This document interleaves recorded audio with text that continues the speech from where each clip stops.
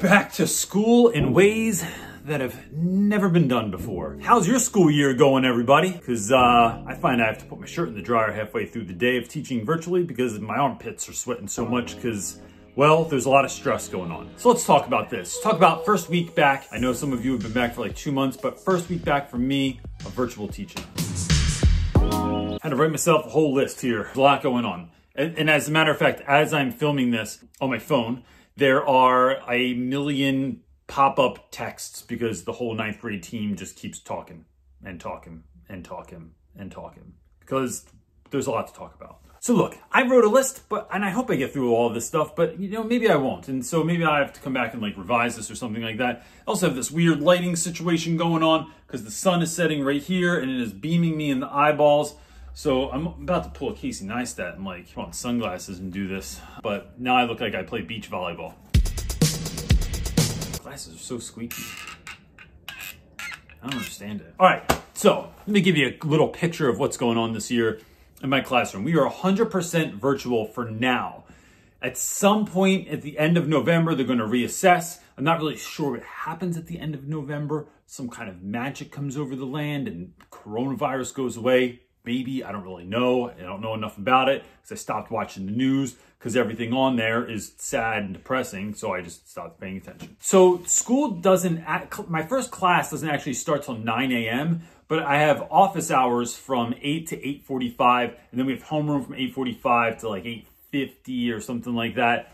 So or 8:55, something like that. My office hours are only if someone signs up for them. So I don't just have to sit on Zoom like I did last year where you just sit there in the abyss and just hope or pray that someone does or does not show up. And then I have 80-minute classes, which I've never had block scheduling in my life, but now to have it virtually is a little bit weird. So the idea behind that was that we would only see students twice a week. So I see like my period 1 is in on, I have a period on Monday, and then I see those dudes again on Thursday. And then the Tuesday kids I see on Friday.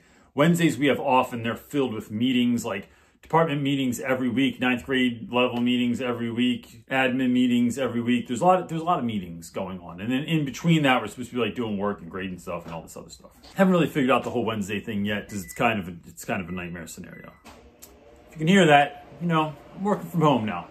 So the wife's microwaving and making things for dinner. So, sounds like something's going on over here. It's because something's going on over here. And then my classes some classes are really good sizes. Like my co-taught classes, for whatever reason, only have about 15 kids in them. But my classes that I'm by myself have like 30 plus. So those are like my 2 CP literature classes, and my history of hip hop class has over 30 kids, which is like insane in your brain because more than 30 kids, you can't see them on the screen all at the same time. And we all are knowing now that when you're on Zoom and you're sharing your screen, I can see me and like 3 other dudes at the top. That's it. And then the rest, those kids, they could be riding horses. They could be mowing the lawn. They could be watching TV. I have zero idea what you're doing. As a matter of fact, the other day, a kid was on there. He wouldn't answer me. And he kept working, but I didn't know what he was doing. But I just see his hands going like this. You know what he was doing? He was watching Saving Private Ryan and just doing this on the table. So I thought he was working and he just couldn't hear me. State of my life right now. Are you laughing at that? Yes. Like, it's a level of commitment. You want to really watch that movie? I never watched a movie in my life and just went like this. Try it. That's hilarious. It just seems tiring. And then there's other issues like we got trained for Schoology and Zoom before we had logins for Schoology and Zoom, which seems a little bit premature. Seems like I'm listening to someone give me a review on an album that I haven't heard yet. Although that's kind of how they did it in college, right? They told us about classroom and management before we ever had to actually manage a class. It's like seeing someone use a hammer and then they hand it to you. It's like, gotta try it out first and then figure out if this is what I want to do. And Schoology and Zoom have just been like the thing that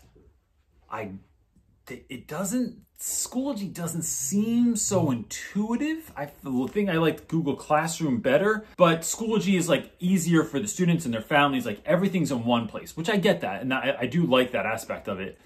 But every time I got to do something, I got to watch a 2 to 5 minute video 2 to 3 times to understand what's happening. So like, how do I add an assignment? Do I add a link? Do I add a page? How do I make sure that each kid has a copy? How come sometimes when I make a Google form, the submit button doesn't show up out of nowhere? Or sometimes I'll add a writing prompt and like it doesn't show up anywhere for some kid, and then they have to do like the, can you share your screen? And then I share your screen, and then I see that you were really watching Dragon Ball Z when you share your screen. So it's kind of like, dude, be mindful of what you're sharing when you share your screen. Or I have to share my screen, but I have to do it multiple times because everybody came in slightly different times of the period, between 1 to 5 to 10 minutes late, and now you don't know what's going on. So I got to redo all the directions and tell you what you missed like 19 times. And that's not a good use of my time or effort. And then the school gave us like a general rundown of like what they thought class should look like. And I appreciated that they tried to come up with something, but what I'm finding is that it has to be different for each class, right? It's like, it's not that different from regular school, right? Like there was the way we're kind of supposed to teach, the way they suggest we teach, the things they want to see us do in class, but then there's what actually works for those students.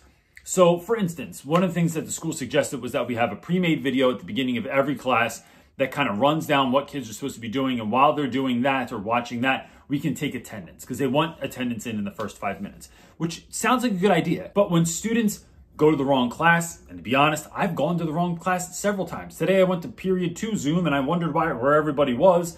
And then I found out, oh no, it's period 5 right now and everybody was waiting for me. Kids go to the wrong thing, they get held up. One kid's mom took him to Starbucks in the middle of the day the other day, and that was like, they thought that was normal. Didn't bring me any Starbucks. Sometimes kids are just having technical issues. Sometimes, you know, there's so many things going on that I didn't want to like say if you weren't here in the first 5 minutes, then you just lost. Like you were just like lost in the sauce for the day. So what I've been doing instead is creating my own general outline based on what seems like a good flow for the class. So if I have 80 minutes, the first 5 to 7 minutes, I'm just waiting for kids to get into the class. That's it. While students are getting in, I'm just talking to other students. I was going to give some kind of like assignment from the jump, but there's only about 5 minutes between classes. And sometimes, especially when I'm helping students that like really struggled with whatever we were talking about or had a lot of questions afterwards, sometimes my classes run right up to one another. Teaching 2 80-minute blocks in a row is like, it's not a good move. Like it's not sustainable. So I built in 5 to 7 minutes where the kids can just take a break, right? Go get a drink, go get a snack, go get something to eat, which is the same thing as getting a snack. Go to the bathroom, pet your dog, whatever you want to do for a second. You know, spin around in your chair, stand up for a moment. And then at that end of that 7-minute mark, I let them know we're coming back on and we start class from there. I then briefly tell them what's going to happen for the pre-class, which in my class is usually a journal, and I send them to Schoology to open up the journal and to fill it out. That takes 8 to 10 minutes. After that 8 to 10 minutes, my plan going forward, right? This didn't really work this week because I was still explaining stuff and that ended up being very problematic, or someone couldn't hear me, or someone's little brother was talking, or someone's mom was washing the dishes. There's so much extra noise. What ended up happening was I'd explain things 100 times. So I think going forward, whatever I'm teaching, I'm going to just make a not bougie video that is 6 to 9 minutes long, right? Being very specific about that. Studies show that kids that have a video that's less than 6 minutes long, they can almost have like 100% of their attention on that, right? That's not too long to ask of students. Once it goes over 6 minutes, anything between 6 and 9 minutes, it's something around the 90 to 95% attention span is what they're going to give that, right? Anything over 9 minutes, it drops drastically and it's not even worth doing. So if you're creating video lessons for your students, breaking them up into 6-minute chunks is a lot better than having like a 20-minute video or a 30-minute video of you talking or explaining anything. So giving them breaks is a good idea. And I've read a lot of studies on this where they even say like your workload, like while you're sitting at your computer, like doing grades or, you know, writing your next great novel or whatever you're doing, setting a timer for 50 minutes. And then after 50 minutes, take the next 10 minutes to do anything. Water your flowers, go out back, again, petting your dog. I just really love petting my dog. So that's the second time I've mentioned it. Do some push-ups, you know, talk to your spouse, get a drink, whatever it is, get up and move. And the study shows that you get a lot more like bang for your buck. It sounds like a bank robbery. But anyway, you get a lot more energy. You can get a lot more done in any given amount of time because you took 10-minute breaks once an hour. And so that pays off. Students, same thing. So a 6 to 9 minute video of whatever we're doing. So if I'm explaining a concept, if I'm explaining what to do, and then the students will be told, hey, you're going to go watch this video. It's on Schoology, and then do the following assignment. When they do that, I don't mind if students have their camera off. That's a personal choice that I'm making, at least in the beginning of the year. My plan is to change that, but I'll get to that in 1 second. After they're done watching the video, they're done doing the assignment, they will come back on, we'll check it for understanding and move on to the next thing. The rationale in having students turn off their camera is this. I have found, even in this week, that if I have 30 kids on a call and I ask a question, I will only get 1 to 2 responses. And no one will say whether or not they don't understand something when everyone's on there. Simply by turning off cameras, I have far more students asking, either with a camera on or camera off, questions, or where do I get this, or can you check this, or can I email it to you? You can check it first before I submit it. Like, there's way more give and take, and I'm getting a far greater ROI on the work that I'm giving than I would otherwise, just by having kids turn cameras off. Now look, I tell kids, I trust you, like my mom used to tell me, until you give me a reason not to trust you. So if I find out that you're just screwing around, that you're not doing your work, that you're doing something else, I don't really know how I'm gonna figure that out, but if I figure it out, then we're gonna have a problem. Also, going forward, kids that are passing will be, after they get the biggest part of the assignment, right? So we did pre-class, they watched the video, they did some small activity, and now they're about to get the meat of it. Like, so maybe that's a reading passage with questions. Maybe that's reading and annotating something. Those students, I'm gonna allow to log out. You can just leave and go do the work on your own. You do not have to come back to class. However, if you don't pass the class, if at any point your grade drops below passing, you're no longer allowed to leave, and I'm gonna put you in a breakout room. Not as a punishment, but as always, because I don't really do punishments. It's always about helping students find success. And last year I found that with a bit of freedom, with letting kids kind of do the thing that they wanna do, with letting kids go off, and if you wanna lay on your bed, lay on your couch, sit on your porch, go in your backyard, do it a little bit later, you wanna eat a snack for 15 minutes and then work on the work, that I got so much more work back from certain students, and it was great. Other students didn't like that. They needed more discipline. They needed more one-on-one time with me. So if I can put students in small breakout groups, go between those groups and talk and hang out with those kids and talk and like figure out how to do the work that they need to do, I think that that is where we're really gonna win. Here's the thing. Having 60-minute, 80-minute, 90-minute classes or whatever, however long your periods are for students, and having everyone just work for the same amount of time does not incentivize getting work done or doing it well. So the way I'm looking at this is, if you run a marathon, and let's say I would never win a marathon in my life, unless I was racing toddlers, then I will crush those kids. But if you were running a marathon, and let's say someone, my friend Adam Welker, who's an avid runner, let's say he crossed the finish line, right? So we're going this way, Adam's way ahead of me, he crosses the finish line. No one tells Adam to just keep running until I finally 7 hours later cross the finish line. I have no idea how long it takes to run a marathon, but I'm assuming 7 hours is a long time. Instead, when Adam crosses the finish line, when he finishes the work that was given to him, he's done. So why would we give kids more work to be like finishing early? It's like that scene in American History X where they just kept folding sheets quickly, and it was like, dude, just more sheets are gonna show up if you keep folding them. Like, I don't know what you're doing. So by telling kids, if you can get this work done in 60 minutes, you bought yourself 20 minutes. But if it's no good and then your grade drops, you're going to have to stay here with us. And I like that idea. It also clears out the class a bit. So instead of 32 kids in a class, I might have 8 left, and now we're really working. Now we're really getting into some stuff. Now we're really making sure you're getting the attention that you need. You're being able to ask the questions. I'm even able to answer them, and I'm helping kids on a level where I'm not kind of looking around the room to see who's doing what and are they really doing the work. because they're already gone. Now, the question is, am I allowed to do this, right? So some of you might not be allowed to do some of these things. Sometimes, look, I think it's important, like when you hear me talk about this stuff, that you go with the spirit of it. I don't know that I'm allowed, but I'm not asking questions. But I know this. I know that the people that I work with are all about the kids. And that if what I'm doing, the decisions that I'm making, the things I'm choosing to do are about kids, then I think that it's really hard to argue that. It's hard to argue that you wouldn't want someone to do something if you have found something that specifically works for a child to say, no.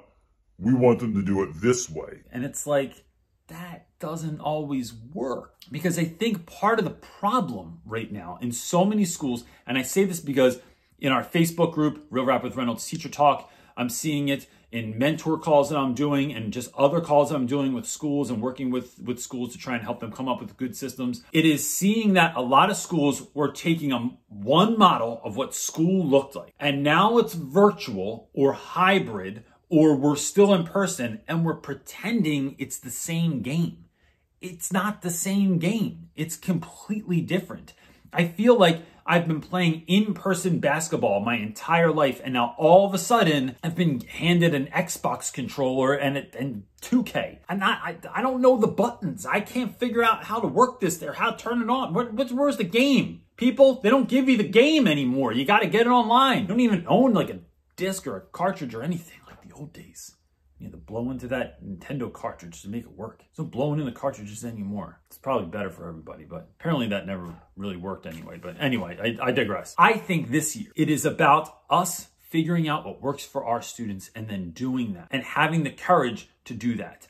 If that doesn't work, if that scares you, if it's your first year, if you're afraid you're going to lose a job, it's about coming together with your community. And this is what our school's been doing, is coming together in these small group communities that are not a part of any official school meeting, identifying problems that we're all having and trying to come up with solutions that work.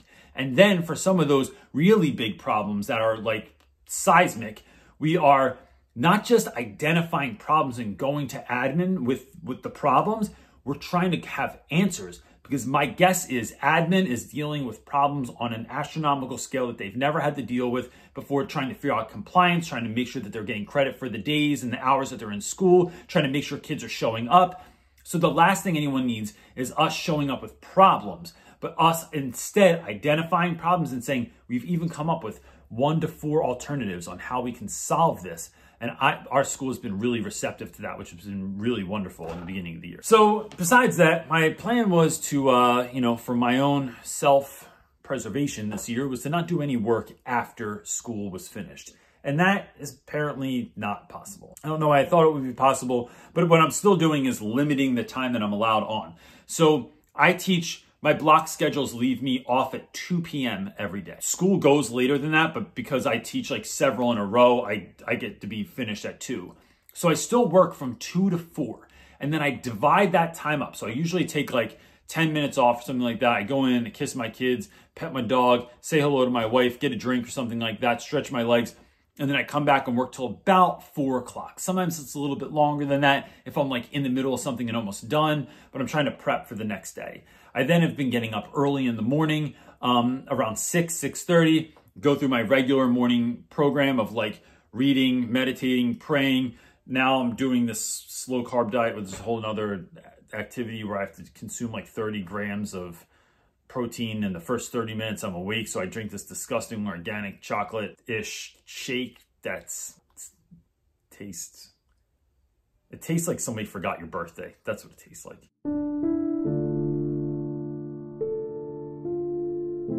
So all of that stuff is happening. And then I teach, and then at the end of that, when that 4 o'clock marker hits, it's like time with my kids, time with my wife, taking the dog to the park. It's spending time in my garden. It's doing something else for a little while, and then I jump into Real Rap with Reynolds stuff. And then on top of that, like, not to just sit here and complain, but it's like there's a million tech issues, right? Like you get kicked out of a Zoom meeting. Kids get kicked out of a Zoom meeting. Kids can't figure out Zoom. Kids can't figure out when and where to do anything or how to hand stuff in. There's 101 emails in my inbox every day.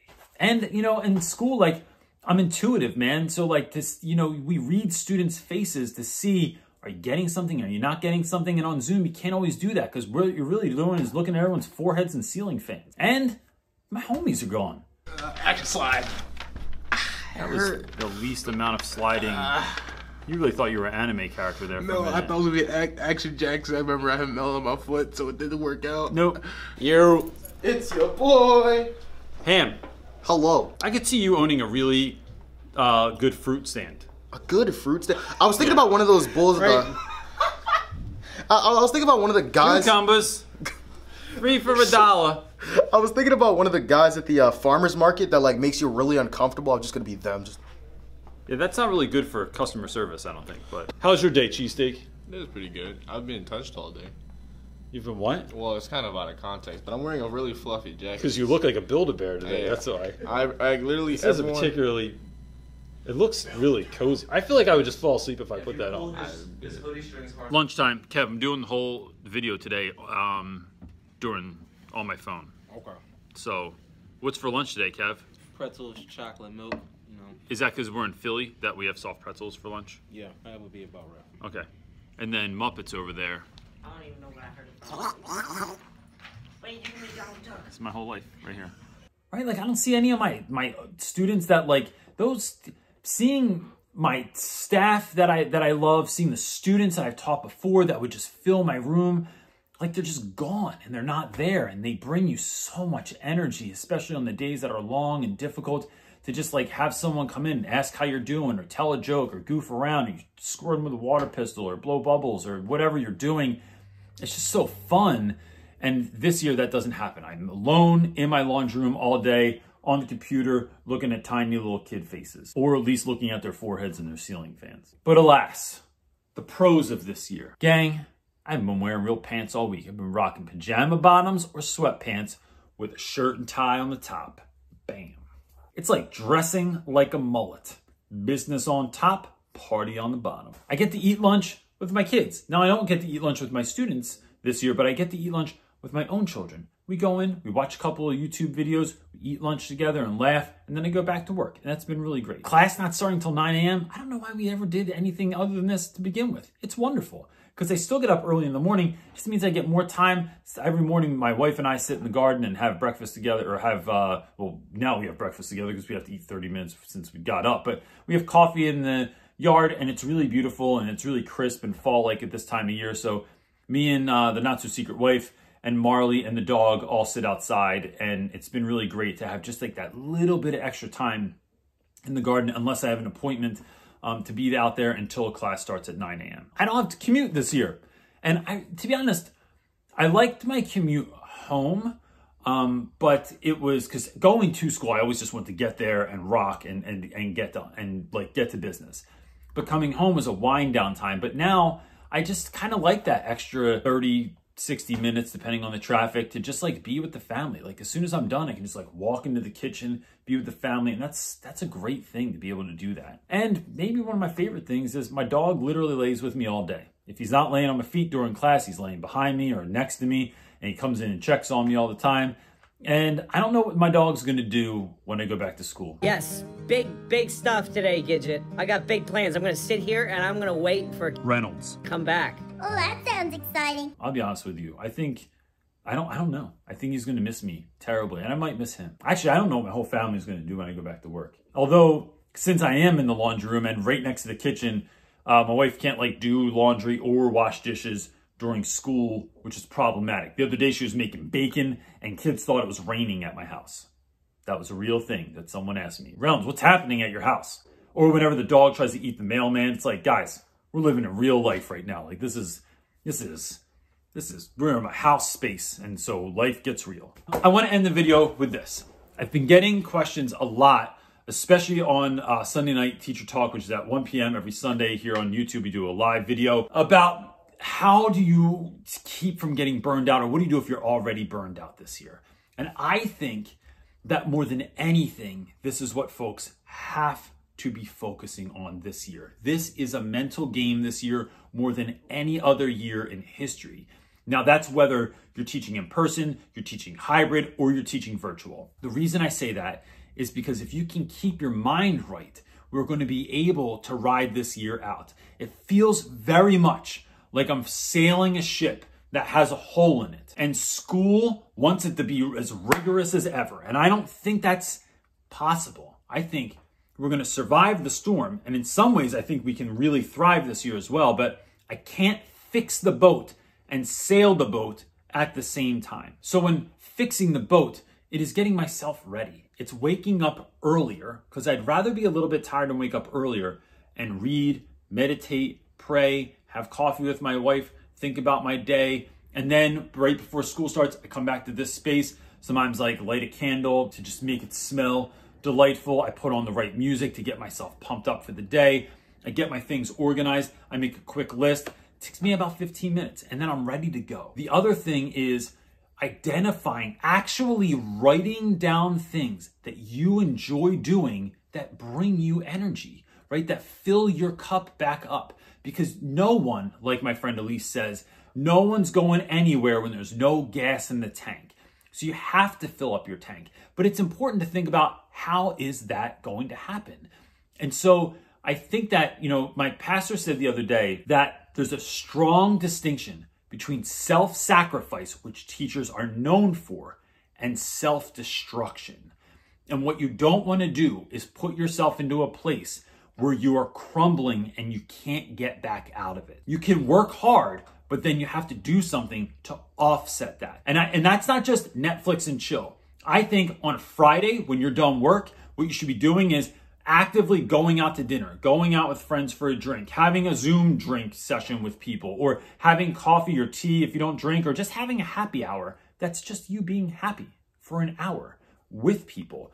Go for a walk, go to the woods, do something, because you need to get out of that teacher mindset. And the only way to get out of that mindset, to not think about the problems or all the stuff that you need to do or the emails, is to actually change your physical state and get moving and doing something with somebody or by yourself. But I find that with friends, I think everything's better with friends, because then you can just laugh and carry on and all that stuff. Then at night, I'm just with the family, or I'm doing something I want to do, like creating real Rap with Reynolds material, working for businesses that I've been working for. But that's stuff that I enjoy doing.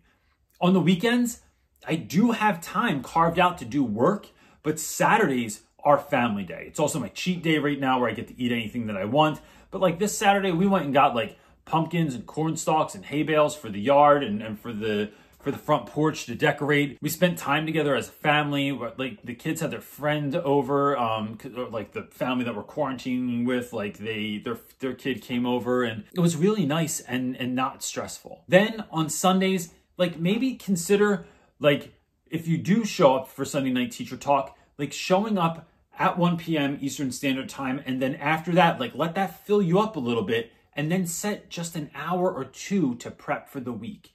Here's the thing. I would always rather walk into a classroom with a pretty good lesson and feel like I was at my absolute best than walk into a room with an awesome lesson and feel like crap. So that's a synopsis of my week and kind of how I'm choosing to deal with stuff. If you have any suggestions for anyone else, look, this is not just me. The comment section is a real living, breathing thing. So go ahead and leave your comments and questions down there. Or remember, the Facebook group is a really, really great place. It is filled with people like us, people that love the job, people that love the kids, that might be having a hard time, but are trying to find solutions in the midst of all this madness, so that we don't just survive this year, but that we do indeed thrive this year. Or show up every Sunday night to Sunday Night Teacher Talk, 1 p.m. Eastern Standard Time. And look, bring a friend, man. Got somebody at school that's freaking out, they don't know what to do. It's not just me in there. It's all my buddies, Chris Carson and Tracy Pinter and Summer Tate and all the other homies like in the comment section, to try and help us all to be the teacher we always dreamed of being. And you can button the book's still there. Book's still on Amazon, people. Go grab it. Teach your class off the Real Rap Guide to Teaching. That's it, everybody. I hope you have a great evening or day or morning whenever you're watching this. Just have a great whatever. Be great. Peace.